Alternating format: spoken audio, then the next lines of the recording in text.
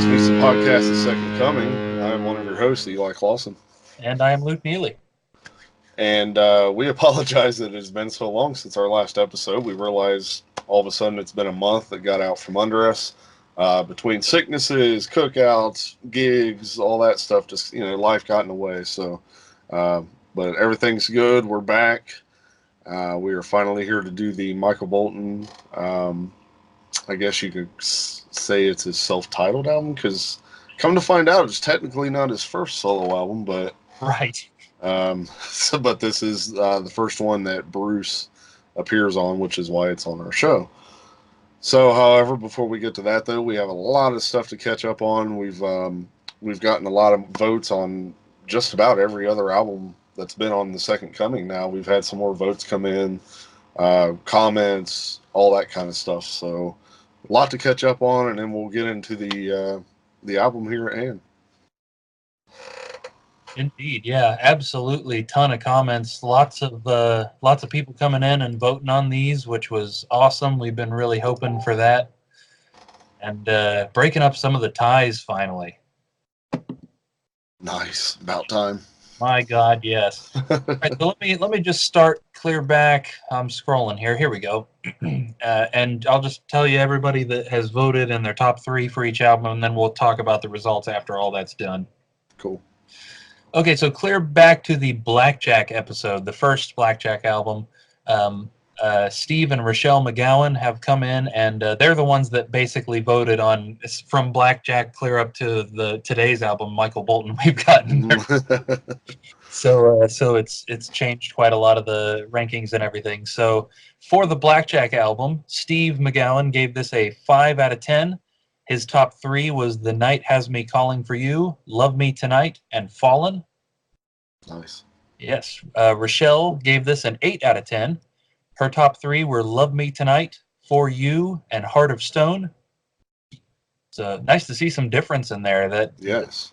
Not a single song, or no, okay, I guess Love Me Tonight was on both of their top threes, but different from our top threes as well, both of them. Jumping up to Billy Squier, Tale of the Tape. Again, Steve and Rochelle here. Steve gave this a 5 out of 10, and his top three was Young Girls, The Big Beat, and You Should Be High Love. Rochelle's, she gave this a 6 out of 10, and her top three were The Music's All Right, Rich Kid, and Who Knows What a Love Can Do. Like, even both of their votes are just so different. Yeah. Definitely. Rochelle did a lot for bringing the overall rankings of all these up. She ranked 8 out of 10 on a lot of these, and so a lot of them have kind of popped up Wow. the average rank. It's kind of fun. Like, at this moment, I'm like almost kind of revisiting those albums in my head as you're going through. I'm like, oh yeah. Yeah. Seeing those song titles again, it's like, oh Yeah. And it strikes me now how often the word love makes it into a song title. Oh my God, I know, right? Yeah.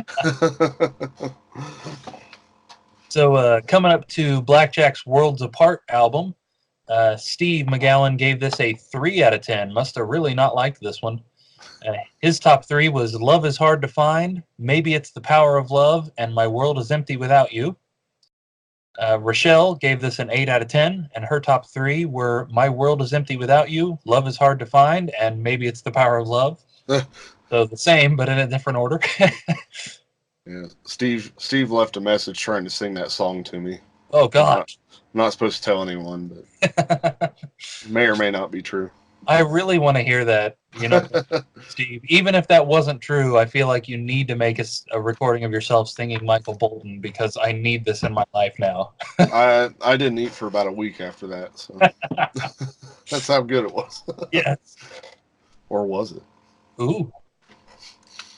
All right, so jumping up to the Out of Control album. Rochelle gave this one a 5 out of 10. She's noted here that both of Peter's CDs she rated totally for the lyrics and the music alone, because she felt the sound quality was bad on both. Okay. Yeah. Her top three for Out of Control: There's Nothing Better, I Found Love, and By Myself. Then Steve, he also ranked this 5 out of 10. He notes, typical Peter Criss album. I always liked how he ended the album with a hidden track, You Must Remember This, A Kiss is Still a Kiss, emphasizing that Kiss will continue on without him. His top three for Out of Control, There's Nothing Better, and In Trouble Again. Did I cut you off there? No, uh-uh. Oh, okay, I thought you were about to say something. Well, I was just kind of just chiming in about the hidden message, saying like, "Oh, yeah, I didn't think about that." Yeah, true, yeah. I had, for some reason, kind of taken it to refer to himself, but no, that actually Steve's explanation makes way more sense. Yeah. Absolutely, I didn't even think of that at all. So, Yeah. Coming up to last week's episode, Let Me Rock You. last week, Yes, yeah, well, yeah, fair enough. Right? Last month's episode. last year's episode, the last time we were with you guys. Let Me Rock You. So Rochelle rated this one an 8 out of 10. Her top three, Feels Like Heaven, Some Kind of Hurricane, and Destiny. And she notes she actually knew this song. Really? Yeah, that's cool. The old high school dances or something? I mean, tell us more. Yeah, I'm curious. Steve there gave this one a 7 out of 10. He notes, I always enjoyed this album better than Out of Control, much more upbeat. I always thought that the Out of Control album cover should have been for this album and vice versa. Just seemed more appropriate in my opinion. The chorus in the first track, Let It Go, sounds like something Paul Stanley would have sang. Oh, interesting. I'm going to have to go I, back and listen to that again. yeah, I totally agree. I like that one more than Out of Control. Much more, yeah. His top three for Let Me Rock You, Bad Boys, Move On Over, and Let It Go. We've also got Steve and Rochelle's picks for today's episode, the Michael Bolton album. Steve did give this a 7 out of 10, and his top three were Fighting for My Life, Fool's Game, and Hometown Hero. And Rochelle marked this one, big surprise, 8 out of 10. And her top three, she did the same thing, Can't Hold On, Can't Let Go, and Fool's Game. Rochelle, you're such a hard critic. Yeah, I give these people a break. I like it all. So jumping over to some comments on the YouTube channel. Coming back to our Out of Control episode, we did get a comment from Rain in Adamstown. We haven't heard from Rain in a while. So Rain, what's up? how's it going? And he says, hello again, freaks. I'm hurt. It's capital F, though. That's better, though. Freaks with a capital F. That's better than regular, right? At least he got it proper. Yeah. He says, watching every new episode, but YouTube login didn't work for a month.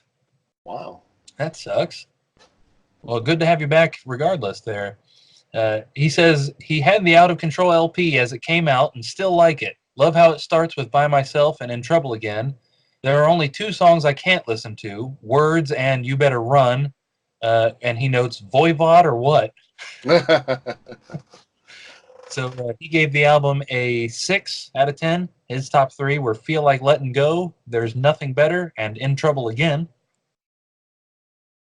I like it. Yeah, welcome back. I wonder if some of our other listeners had that same issue, because it was kind of odd how we just suddenly lost a lot of our normal commenters and everything. So Right, that would make a lot of sense. If yeah, just YouTube being weird. get your stuff together, YouTube. You're constantly screwing up. Right. And then coming up to last year's episode, Let Me Rock You. Got a bunch of comments on this since we waited a year. We got good old Rabble, Robbie Stars, who says, this album is a lot better than the last one and has some similarities to his 78 solo album. I like Some Kind of Hurricane, Destiny, and First Day in the Rain. The guitar playing is great on this. Tears is also a Vinnie Vincent song. I'll give him a 6 for actually having a few decent written tunes. Well, this came out in 1982. Well, boys, is it this album or Creatures? Haha. Obviously, it's this album. Clearly. Creatures. Eric Carr wishes he could play Let Me Rock You, let me tell you. And shout out to Rabble. I don't remember if we even mentioned this because it's been so long, but Rapple's got a hell of a voice, I'll tell you. Yeah, Uh, yeah, he posted a picture on his Facebook, or a video on his Facebook page, a band he's in singing "Lick It Up," I believe. yeah, Man, good job, Rabble. Nice voice. yeah. That was awesome. He was drumming too, so drumming and Yeah, singing. yeah, killer. Very good job. Yeah. You want to join a tribute band?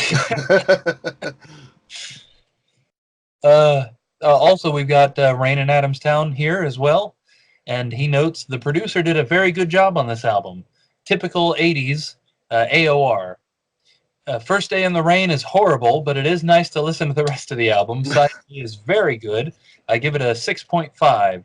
His top three for this album were Let Me Rock You, Let It Go, and Some Kind of Hurricane. Still pretty generous rating there, regardless. Yeah, yeah. We've got a comment from Just Add Vinyl, which is a name we've seen a few times. He says, I think it's important, I guess he or she, I think it's important to listen to this through a 1982 lens. If I compare this to what was out in '82, it actually has an edge, and I wish this was in my parents' record collection because I feel like it would have been a favorite. Really good guitar work, and of course, Peter Criss's vocals around his prime. Just Had Vinyl, I believe, is my buddy Corey. Oh, right on. Well, there you go.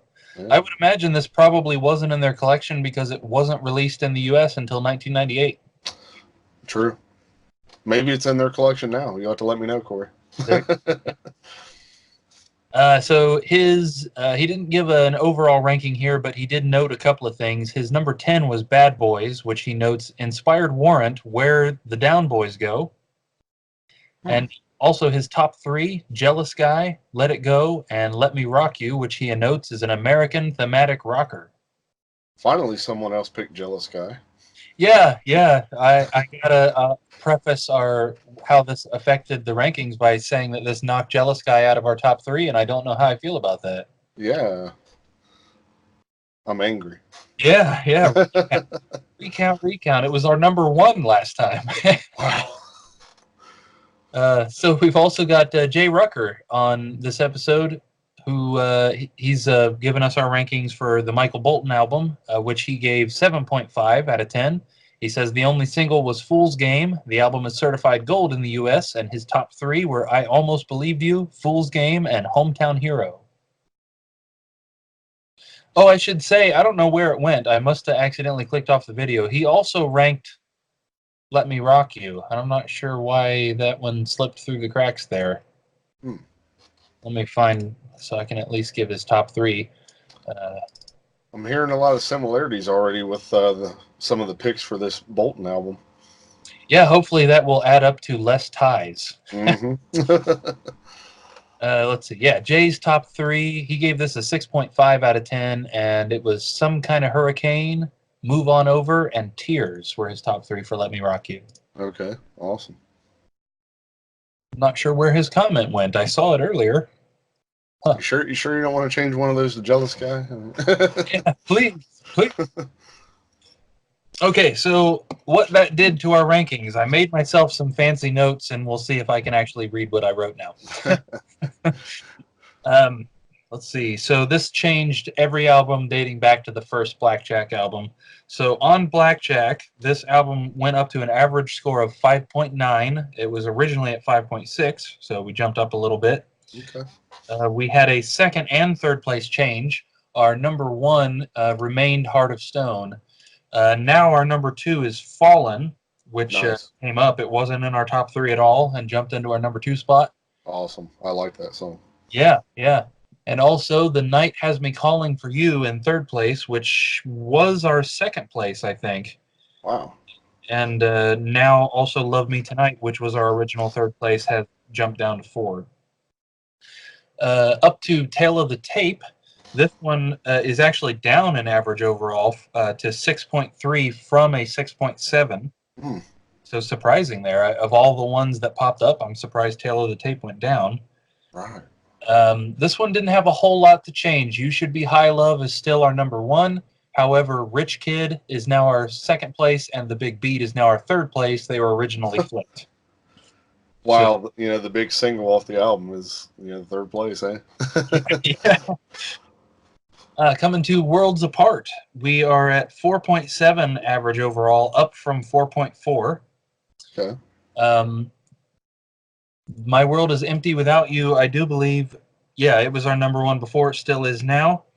Our number two is Love is Hard to Find, which was originally Breakaway. Love is Hard to Find jumped way up there, knocked Breakaway totally out of the top three. And our third place, Maybe It's the Power of Love, again, coming up into the top three and knocking Stay out. Wow. So dramatic change on that, yeah.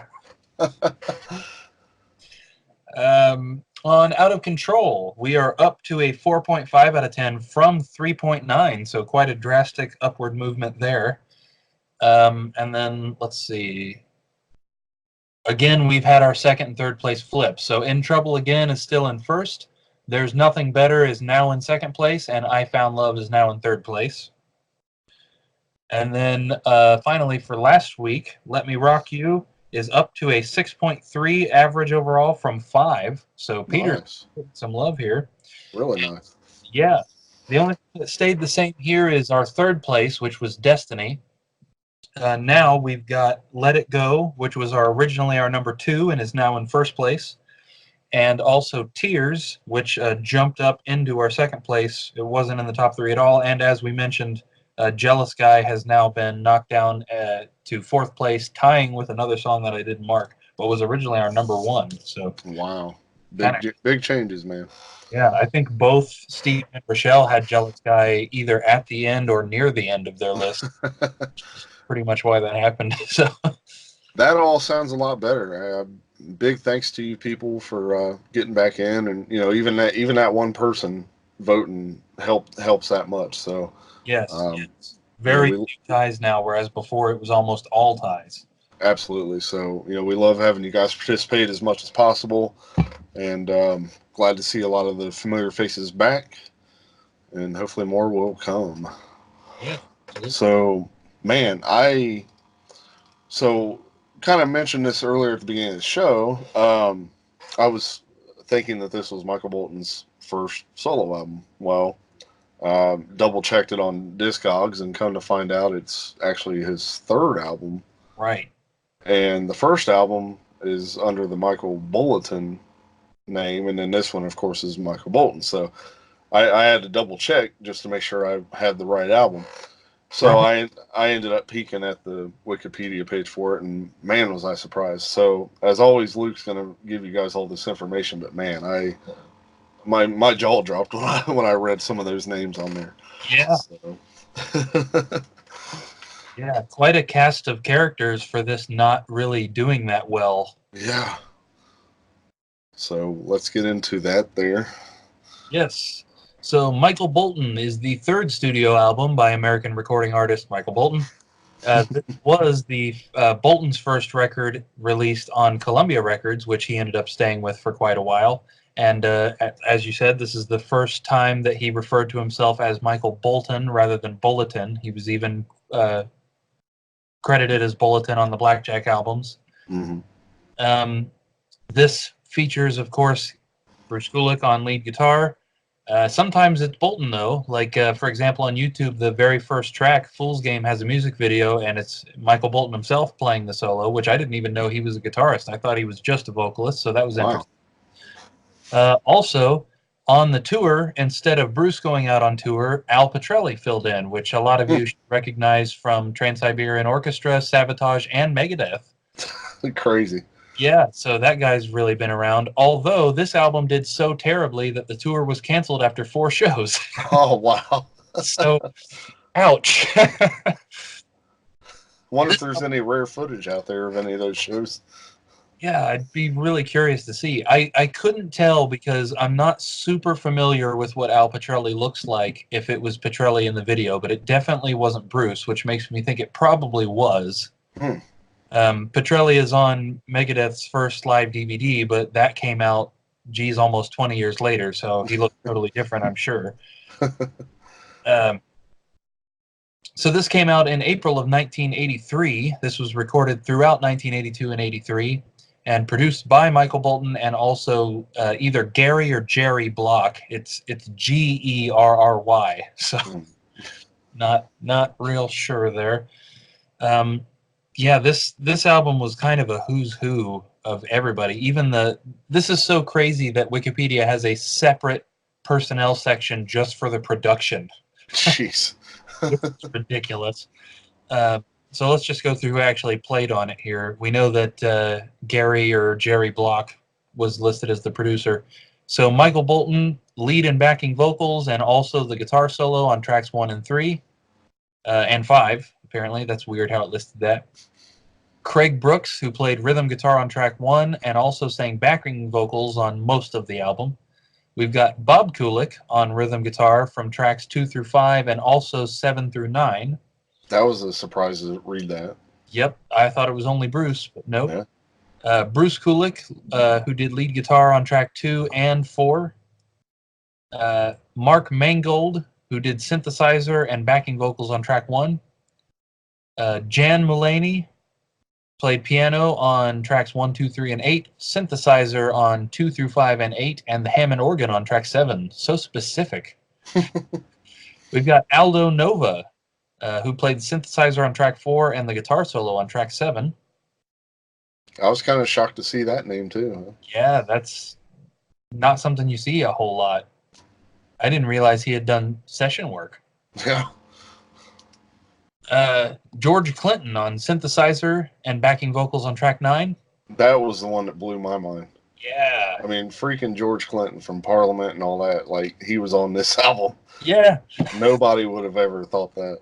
Nope. I wonder how that came about, you know? Right. Like, crazy, man. Yeah. We've also got Doug Katsaros playing piano on track 9, Mark Clark playing bass guitar on most of the album, Michael Braun, who played drums on track 1, Chuck Berge, who played drums on the rest of the album. And he is the current drummer of Billy Joel. Right. I cheated and looked. Yeah, I try to do that. If whoever is doing this has their own Wikipedia page, I usually try and look, but I prepped for this episode like 2 weeks ago, and I don't. Right. And apparently he spent some time with Rainbow as well. Interesting. I don't think I read that part. That's cool. Yeah. We got Lloyd Landisman on backing vocals for tracks 2, 4, 5, and 7. And last but not least, Scott Zito, who did backing vocals on tracks 2 and 6, and then also basically every other instrument on track 6. Bass, guitar, lead guitar, rhythm guitar, piano, and synthesizer. And I think he has a writing credit on that song, too. He ought to. Yeah, he does. Yeah, Yeah, absolutely. And also, interestingly, I noticed there's a little section for cover versions, and apparently Eric Martin, the lead vocalist for Mr. Big, covered the song Can't Hold On, Can't Let Go on his first solo album. Oh. I didn't know he did a solo album. Yeah, and it was only a couple of years after this. It was 1985 when he did that, so this was still a fairly new song at that point. Wow. So I think, I think that's it for info. All right, so let's get into this album. Woo! So we start off with track number 1, which is Fool's Game. This is my number 4. Really good song to kick off the album. Bruce's presence is immediately felt throughout the song, as well as a really nice guitar solo. And I also, listening to this, it really just put in my mind that, Bolton was right up there with like Robert Plant and David Coverdale with that his vocal quality. And, when he was still doing all this, rocking kind of stuff, Blackjack and all that. Before turning to the lighter stuff that he was more known for. And then also at times throughout this song, I could almost hear Journey doing a cover of it. It was, the vocals at times and the harmonies were almost Journey-esque. Yeah, I hadn't thought of that, but that's absolutely, yeah. Mm-hmm. Yeah, that's my number 4. Nice. So this one ended up being number 5 for me. I noted cool chorus. And also, if you guys remember, for the both Blackjack episodes, but more so the first one, I had a lot of complaints about his voice. Can't deny his ability at all. amazing singer, clearly. Just didn't Right. like the tone and the timbre of his voice, and his use of vibrato annoyed me. But just right immediately as this album came in, I was like, oh, I kind of like this. So not near as bothered by his voice. I kind of felt like it was much better than both Blackjack albums, personally. And then the only reason this one didn't end up higher for me is I felt like the chorus got kind of repetitive by the end. Yeah, I agree. And I feel like there's a lot of that throughout this album, for the most part, but not in a bad way. Yeah, All right, so track number 2 is "She Did the Same Thing." Not sure what it is, but she did it too. she also did it. Yeah, This, my number 6 here, so down towards the bottom for me. 9 tracks, by the way. This one started out kind of a bit of a ballad, but then it quickly redeemed itself. Again, thanks to Bruce's soloing. Really dug the solo that he had in this song, um, which I assume was him. It could have been Bob as well, but I'm sure it was Bruce. But yeah, so that was my number 6 towards the bottom there for me. this was my number 4. I liked the feel of this one just a little better than the opening track. Uh, the chorus was cool again, but basically it was the same thing as the last song, which started a bit of a trend for the album for me.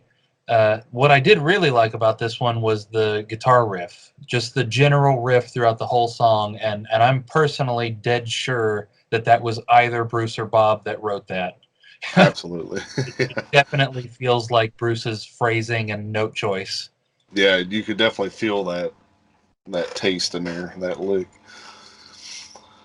So the next track, this one is one that seemed to be pretty popular with everyone else's picks. "Hometown Hero," and it's popular with me as well. This is my number 2. Nice. Really liking the drum sound, especially on this song. Just that low end kick drum punch in. Thought the hi hats and everything, and the snare, just everything sounded nice, and it was all separated well, sounded nice and crisp and loud. Love the harmonies in the chorus on this as well. Right. That really caught me. And then I went ahead and mentioned that so far to me it seems like Bruce is getting much more spotlight on this album than he did on either of the Blackjack albums. I mean, every song so far, I mean, you could really just hear him throughout the verses, and then he's got like a nice solo in every song, and I just felt like he didn't stand out as much in the Blackjack stuff there, Yeah. unfortunately. Right. Which you would think it would have been the opposite. Yeah. So it's almost like this should have been the first Blackjack album or something. Yeah, I would have included a lot more. Yeah. So number 2. Sweet. This one ended up being my number 6. And interestingly, I felt like I had heard this song before. I'm not sure where in the world I would have, but Hmm. it sounded really familiar. So I don't know if it sounds similar to something else I recognize. Weird either way. Um, Similarly to the last two, I did really like this one, but at this point, I started to tune out a little bit. The songs started to melt together. They Hmm. did they don't really sound that different from one another. So that one I think kind of negatively affected the ranking for me.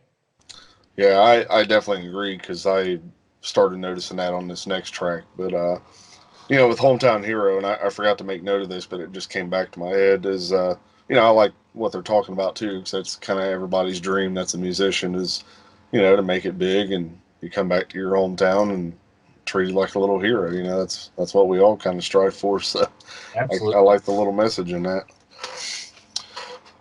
So mentioning how things slow down a bit, the next track here is "Can't Hold On, Can't Let Go," and I gave this as my number 7. And just like we were basically saying, I said, nothing too different in this song, but in a good way. I feel like the album has held up pretty well so far, and it's really surprising me, to be honest, as I was expecting it to sound a different way, and it has since kept my attention so far. Yeah.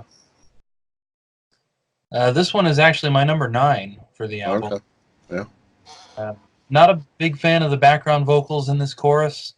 Uh, they were a little bit too high pitched and ringy. I noted the same thing. Nothing stands out about this one, especially. It wasn't bad. It just wasn't special. I did note here that it had just occurred to me in this song that the drum sound of this album reminds me of Crazy Nights. I can see that. I can see that. Yeah, it was just, and it was nice, in a good way, of course. I think this album sounds really good, but it just right for some reason in the middle of this one, I was like, this really sounds like the Crazy Nights stuff. And then my last note ended up being something I became immensely annoyed with throughout the album. I noted, "Oh wow, a fade out ending, big surprise."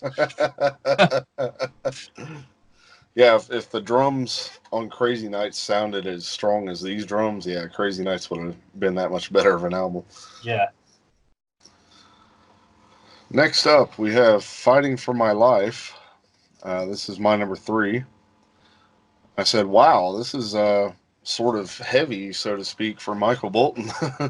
The way it started off, man. I said, I'm assuming this is one of the tracks that Bob plays on. It sounds like him to me, definitely. So I may be wrong, but I forget what the note said there, but I think it may be. yeah. It seemed to me like Bob played rhythm throughout most of the album, actually. Right. But for whatever reason, I guess he stood out more on this song to me from for whatever reason. But Nice. Yeah, totally. This one did end up as my number 7, but I noticed that same thing. I said this has got an interesting feel that I wasn't expecting, like the minor sounding verse rather than major. The chorus was a little bit more expected and a lot more like the other songs. But yeah, as soon as it went into that riff, I'm like, oh, that's a lot more Kulicky than than right. Bolton. And then the probably the reason this ended up so low on my list. My last note: did these guys not know how to end a song or something? What is every single song fading out? Trying to be too radio friendly, I guess. It's like it's almost annoying to the point of I'm sure those guys are the caliber of musicians that they weren't so bad they couldn't think of an ending, but that's almost what it implies. You know what I mean? Right. They Right. didn't care enough to think up a good ending.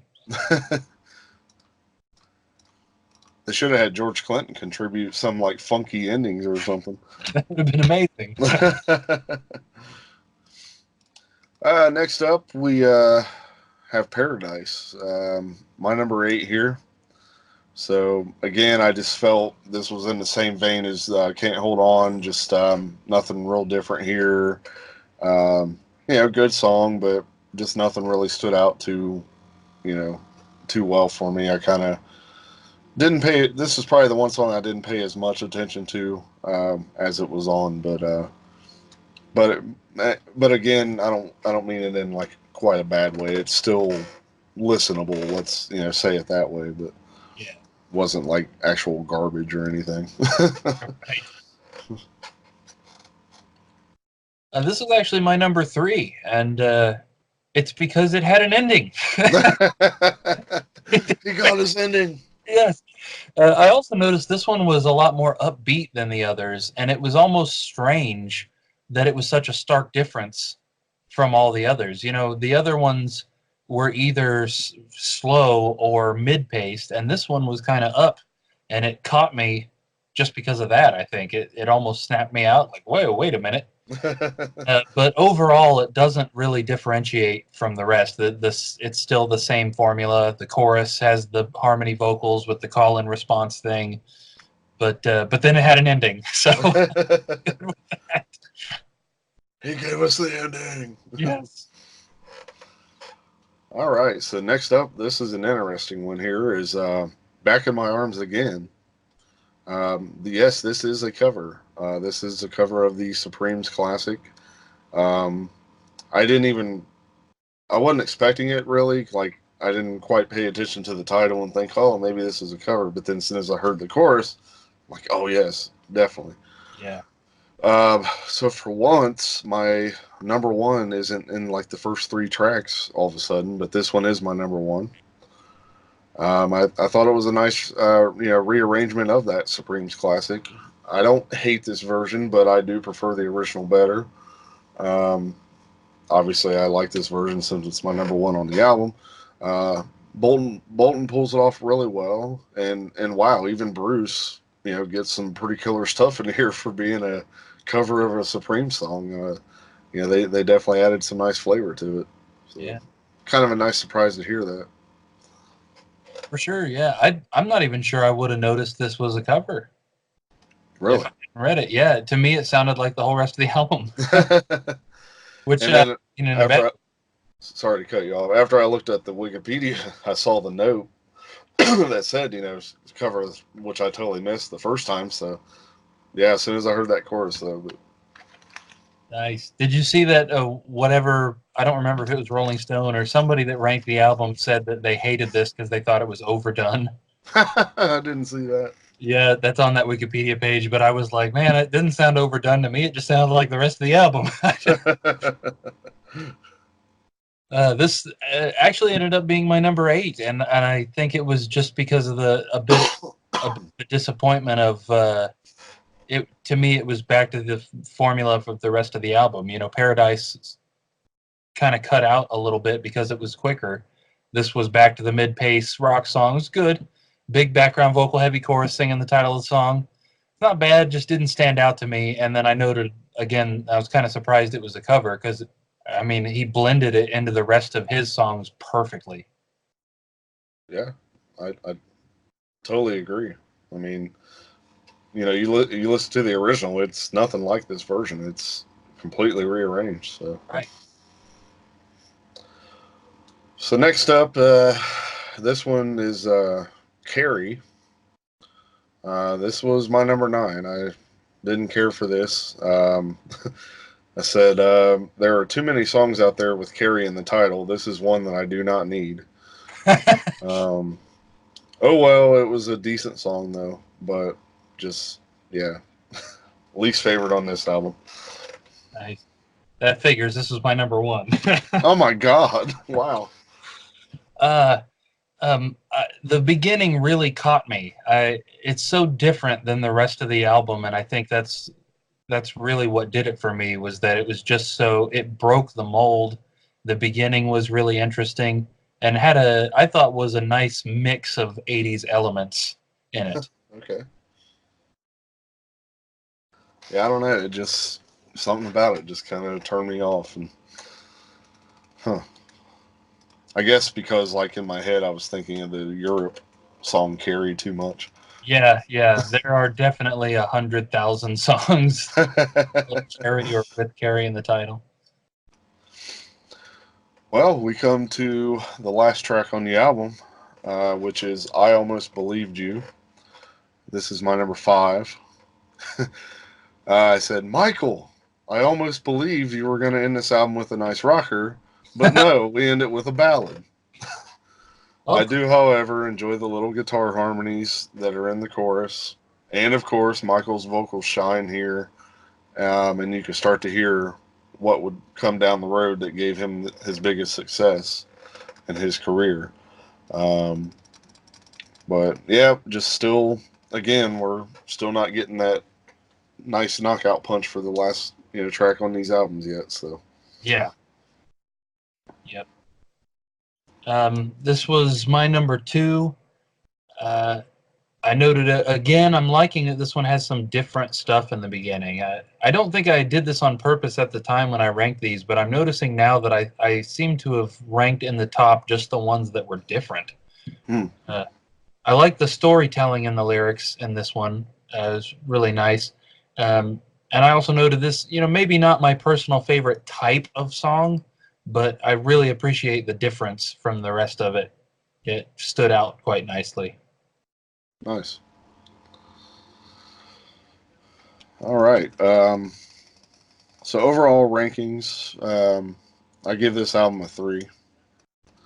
Um, Now again, my main word for this album is wow. Like I was truly not looking forward to this album, and I almost even wanted to try to skip it. But Yeah. again, sticking to the reason that we do this, You know, you got to give it all a listen because you never know when something will catch you.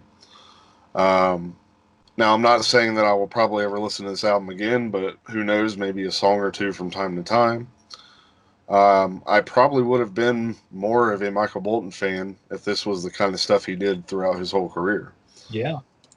I can't say enough about the vast talent that is on this album. Who would have thought that George Clinton is on this album? Yeah. Uh, I was shocked again to hear that, as with previous albums, finding out who was involved. And that is one of the funnest things about doing these albums that I am not familiar with, is finding out who performed on them and whether there are other Kiss tie-ins or not. But overall, give this album a listen. I wasn't disappointed. I went into this with a total, negative type of approach, expecting, the typical well-known Bolton type of stuff. But I was pleasantly surprised. I could definitely see myself revisiting a few songs every now and then, but definitely give this one a listen, people. So. I gave this one a 4 overall. And yeah, that's really strange because my first note in my overall section is just wow. See? It's really weird. Uh, yeah, I'm not really sure what I expected, but it definitely wasn't this. Just like you said, I thought we were going to get kind of a slow, lovey-dovey, and it wasn't going to be bad, but it wasn't really going to be enjoyable either. And it definitely wasn't. It was complete turnaround. Uh, I liked this album a lot. I didn't hate it at all. No like actual low points that I can think of. However, there were a lot of moments where I found myself just tuning out because of monotony. Yeah, Mm-hmm. I think any song from this album alone would be fine. It'd be a good song. Most sensible people that like this style of music that would hear it would think, "Wow, that was a really good song." Uh, all of them were good, solid early 80s rock songs performed and produced really well. But together, it just sounded like one long song with a lot of the same tips and tricks used over and over in the songwriting. Uh, and I cannot handle the amount of songs on this album that fade out at the end. I'm not personally a fan of songs fading out generally anyway, but when it's very near every song, Right. I'm almost convinced that whoever wrote the material just wasn't good enough or didn't care enough to write actual endings to the songs, which, like I mentioned earlier, I know all these people were perfectly capable musicians that could have done that. It's just a weird choice to me, a little bit annoying. What I did really like about this album were the few times the songs went outside the box. Yeah, songs like "Carrie" and "I Almost Believed You" were a great change of pace. Um, I kind of feel like maybe they shouldn't have been next to each other and at the end of the album, but on the positive side of that, uh, it worked for me as an end of the album just because I wasn't expecting anything different by that point. So any potential negative points about those songs, I probably just glossed over them just for the sake of having something different Yeah. than the Yeah. whole rest. And like you said, definitely still didn't hit our great album closer, although I feel like that one would have had at least a scrap of potential if it hadn't faded out. Like, I agree. It's like I went into this thinking like we were getting another Laura Nero type of album. Like it was going to be like the male Laura Nero. Like it was going to be just boring, lovey-dovey, slow. And hey, if you're into that stuff, fine. All power to you. But yeah, just wow is all we could say. It was a nice, and I know we still have yet two more Michael Bolton albums to get through at some Oh, point. I forgot And there were still two more. yeah, yeah, two more. So hopefully they hold up and they don't start turning into what we were dreading on that this one would be. But wow, we get weird next week. Yeah, my God, do we ever? This is going to be interesting. What do we have for them? This is an album called Born to Laugh at Tornadoes. Yeah, which just pretty much sums it right up. This is by a band called Was Not Was, and performed on by the weirdest member of Kiss, fittingly, Vinnie Vincent. Yes, so we're back to a Vinny related album. But yeah, Was Not Was. Only song I ever knew of them was Walk the Dinosaur. That was like their one hit as far as I know.